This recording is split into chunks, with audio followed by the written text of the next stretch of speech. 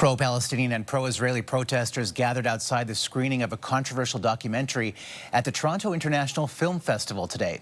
Directed by a Canadian, it's about a retired Israeli general trying to save his family during the October 7th Hamas attacks.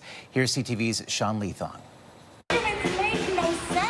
Protests outside Roy Thomson Hall for the world premiere of a documentary telling the story of one man's actions on October 7th, 2023.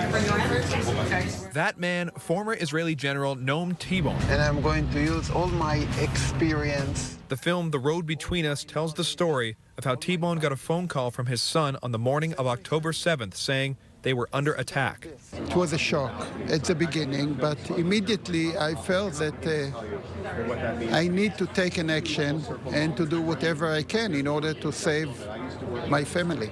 T-Bone was in Tel Aviv while his son was in a kibbutz in Gaza 85 kilometers away. The film telling the story of what the retired general did that day to reunite with his son and grandchildren, fighting through ambushes and saving more people along the way. And I'm very proud that we didn't save only our family, but we saved everyone who we met.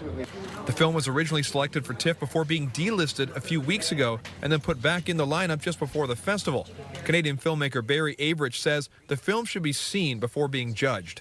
I think you're going to see a selfless man who on that day, all he thought about was not failures and not, incredible circumstances, not politics. How do I get to my family in time and save them with a clock running in his head?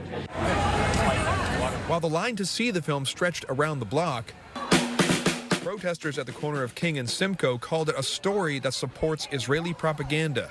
People that are a part of the Zionist propaganda machine have very crafty answers to describe what they're doing and why it's so noble and humanitarian, and it has absolutely nothing to do with the politics of the region at the time. But Averich says this film is not political, but rather building towards an emotional moment of a family reuniting, and people are going to see that in the film, and they're going to relate to it. And that's what I asked them to do. Keep an open mind and make up your own mind about the film. Sean Leathong, CTV News.